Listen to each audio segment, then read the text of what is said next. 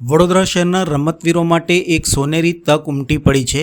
Fit India અભિયાન હેઠળ Vadodara municipal corporation, sports promotion foundation VGL અને બરોડા બાસ્કેટબોલ એસોસિએશનના સંયુક્ત ઉપક્રમે તારીખ 31મી જુલાઈથી 3 ઓગસ્ટ સુધી સમા ઇન્ડોર સ્પોર્ટ્સ કોમ્પ્લેક્સ ખાતે જિલ્લા કક્ષાની બાસ્કેટબોલ ચેમ્પિયનશિપ 2025 આયોજિત થઈ રહી છે.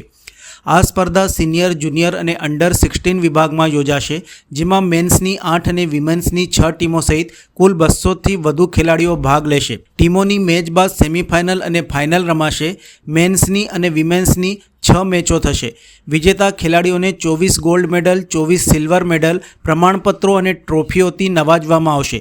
વિશેષતા તરીકે 4 વર્ષ ભારતીય ટીમના કેપ્ટન રહી ચૂકેલા અને હાલ IT વિભાગમાં ઇન્સ્પેક્ટર તરીકે કાર્યરત શ્રી દીક્ષાંત શાહ પણ પોતાની ઉત્સાહભરી હાજરીથી ખેલાડીઓને પ્રેરણા આપી રહ્યા છે. વડોદરા મ્યુનિસિપલ કમિશનર શ્રી અરુણ મહેશ બાબુ પણ બાસ્કેટબોલ રમીને યુવાનો સાથે જોડાણ સ્થાપિત કરશે. સ્પર્ધામાં ખેલાડીઓ ઇન્ટરનેશનલ સ્તરે રમેલા રમતવીરો સાથે રમવાનો અવસર મેળવશે, જે તેમને ભવિષ્યમાં ભારતીય ટીમમાં સ્થાન મેળવવા માટે પ્રેરિત કરશે. આ સ્પર્ધાને યાદગાર અને લોકપ્રિય બનાવવા માટે ટીમોના નામ વડોદરા શહેરના ઐતિહાસિક હેરિટેજ સ્મારકોના નામે રાખવામાં આવ્યા છે. સ્પર્ધાનો ભવ્ય શુભારંભ ગુજરાત વિધાનસભાના મુખ્ય દંડક તેમજ ધારાસભ્ય બાળકૃષ્ણ શુક્લ તથા વડોદરા શહેરના મેયર પિંકીબેન સોનીના હસ્તે થશે. મુખ્ય અતિથિ તરીકે વડોદરાના સાંસદ સભ્ય ડૉક્ટર હેમાંગ જોશી તથા વિશિષ્ટ અતિથિ તરીકે ધારાસભ્યો અને કોર્પોરેશનના હોદ્દેદારો હાજર રહી ખેલાડીઓને ઉત્સાહિત કરશે, પ્રોત્સાહિત કરશે. સમગ્ર આયોજન સંદર્ભે પત્રકાર પરિષદમાં વિસ્તૃત માહિતી અપાઈ હતી.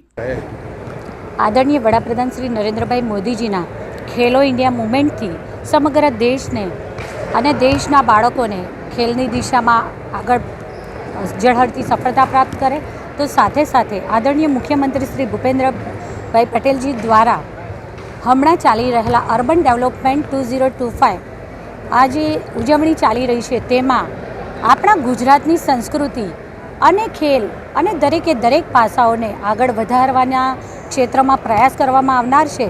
ત્યારે એ સંદર્ભમાં વડોદરા શહેરની ઓળખ એવું આ બાસ્કેટબોલ, કેમ કે વર્ષોથી બાસ્કેટબોલની જે કહી શકાય કે નેશનલ કે ઇન્ટરનેશનલ રમી શકાય તેવું પ્રથમ એનું ગ્રાઉન્ડ હોય તે વડોદરા શહેરમાં હતું.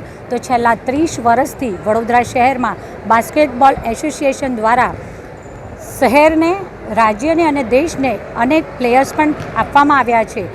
વડોદરા શહેરની ગર્લ્સની બાસ્કેટબોલ ટીમ અનેક વખત સ્ટેટ લેવલની ચેમ્પિયન બની શકી છે. તો કેટલાય વડોદરા શહેરના, પછી તે મેલ હોય કે ફિમેલ હોય, તે લોકો નેશનલ અને ઇન્ટરનેશનલમાં મોટી સંખ્યામાં એ લોકો સિલેક્ટ થતા હોય છે.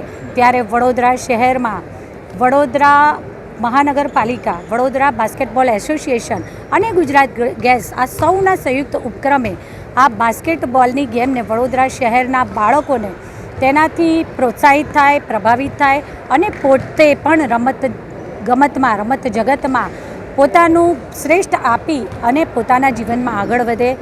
અને આ ખેલ દ્વારા સમગ્ર શહેરના આ પ્લેયર્સ અને નાગરિકો જે પણ આમાં ઉપલબ્ધિઓ પ્રાપ્ત કરે અને ઝળહળતી સફળતા પ્રાપ્ત કરે, દેશમાં અને દેશને દુનિયામાં ગૌરવભર્યું સ્થાન પ્રાપ્ત કરાવે એ દિશામાં વડોદરા મહાનગરપાલિકા દ્વારા પણ આ આયોજન કરવામાં આવ્યું છે. વડોદરા શહેરના ઇન્ડોર કોમ્પ્લેક્સ સમાજ સ્પોર્ટ કોમ્પ્લેક્સ ખાતે આજથી લઈ અને 4 દિવસ એટલે કે 3જી તારીખ સુધી આ સ્પોર્ટ્સ રમાનાર છે. આગામી સમયમાં નેશનલ, ઇન્ટરનેશનલ અને આવી બધી રમતો વધે અને પ્રોત્સાહન મળે તે હેતુથી આ ગેમ્સનું આયોજન કરવામાં આવ્યું. સૌપ્રથમ મીડિયાના મિત્રોને આપણે આમંત્રણને માન આપીને આપ લોકો પધારે એ બદલ આભાર માનું છું.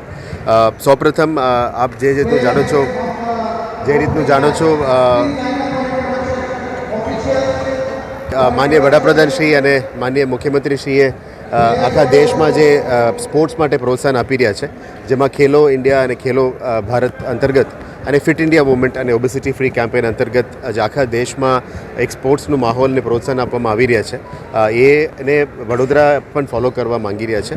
માનનીય મુખ્યમંત્રીશ્રીના માર્ગદર્શન હેઠળ જે અર્બન ડેવલપમેન્ટ યરમાં સિટીઝન એન્ગેજમેન્ટમાં વધારે લોકોને કેવી રીતે સંપર્ક કરવી વધારે લોકોને કેવી રીતે આના સાથે જોડવી અને વધારે આપણા સ્પોર્ટ્સ એન્થુઝિયાસ્ટને સ્પોર્ટ્સમાં આકર્ષણ કરવી એના માટે તમામ પગલાઓ મહાનગરપાલિકાઓને લેવા માટે જે સૂચન છે એને પણ અમે કટિબદ્ધ રીતે ઇમ્પ્લિમેન્ટ કરી રહ્યા છે.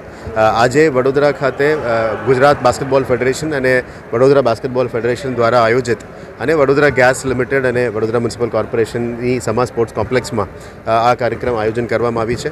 આમાં વડોદરાની હેરિટેજને પણ એક આગવી ઓળખ આપવા માટે ટીમ્સને પણ વડોદરાના હેરિટેજના નામ સાથે જોડીને એમને ટીમ્સ બનાવવામાં આવી છે. એમાં 8 ટીમ્સ મેન્સના ટીમ છે અને 6 ટીમ્સ ગર્લ્સના ટીમ છે.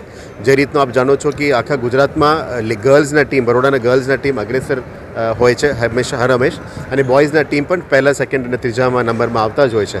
એટલે આવનારા દિવસોમાં અને આવનારા સમયમાં 2030 અને 2036માં જે ઇન્ટરનેશનલ લેવલના ગેમ્સ ગુજરાતને મળવાના છે આને ધ્યાનમાં લેતા એક ટેલેન્ટ હન્ટ પણ કરી રહ્યા છે. જે તે કરીને યંગ બાળકો કેવી રીતે વડીલ પ્લેયર જે સિનિયર પ્લેયર છે ભારતને રિપ્રેઝન્ટ કરીને વડોદરાથી કરે છે એમના સાથે પણ રમવાનો એક મોકો મળે, બધાને એક ટેલેન્ટ હન્ટ થાય અને પ્રોત્સાહન સાથે ગુજરાત રાજ્યને રિપ્રેઝન્ટ કરવા અને દેશને રિપ્રેઝન્ટ કરવા માટે પણ એક અવસર મળે એના ધ્યાને લેતા આજનું કાર્યક્રમનું આયોજન કરવામાં આવી છે. હું વડોદરા ગેસને પણ આભાર માનીશ કે આજના કાર્યક્રમ અમે સ્પોન્સર કર્યા. બાળકોને સ્પોર્ટ્સની પ્રોત્સાહન આપવા માટે તમામ પગલાઓ જે વીએમસી પણ તરફથી પણ લેવામાં આવશે એને પૂરું સહયોગ આપી રહ્યા છે. આજે તમામ પદાધિકારીઓ અધિકારીગણ બાસ્કેટબોલ ફેડરેશનના ટીમ અને મીડિયાના મિત્રો અને અહીંયા જે વડીલો જે પધાર્યા છે એ આપણા બાળકોને પ્રોત્સાહન આપવાના છે અને વડોદરાની સ્પોર્ટ્સની ફ્યુચરને ઉજ્જવલ બનાવવા માટે તમામની જે સપોર્ટ મળે છે એમને પણ હું આભાર માનું છું અને બિરદાવું છું.